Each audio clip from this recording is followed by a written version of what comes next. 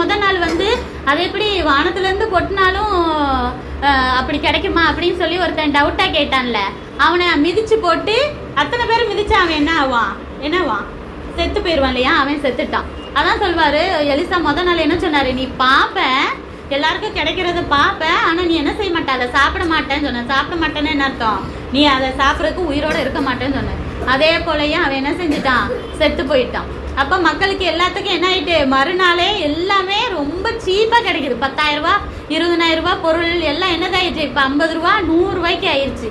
அப்போ எல்லாருக்கும் ரொம்ப சந்தோஷமாயிருமா ஆகாதா, ஆயிடுச்சு. அப்படிதான் வந்து தேவன் என்ன செய்வார், ஒரு செகண்ட் தான் அவருக்கு, ஒரு நாள் ஒரு நைட் ஒரு நிமிஷம் போதும் அற்புதம் செய்யறதுக்கு. நம்ம செய்யற ஒரே வேலை என்னது, அவரை நம்பி இருக்கணும். சரியா, அவர்கிட்ட நம்ம என்ன செய்யணும், ஜெபத்துல சொல்லணும், எங்களுக்கு இந்த மாதிரி பஞ்சம் இருக்கு, இல்லை சாப்பாடு தேவை இருக்கு, இல்லை எங்களுக்கு படிப்புக்கு ஃபீஸ் கட்டணும்.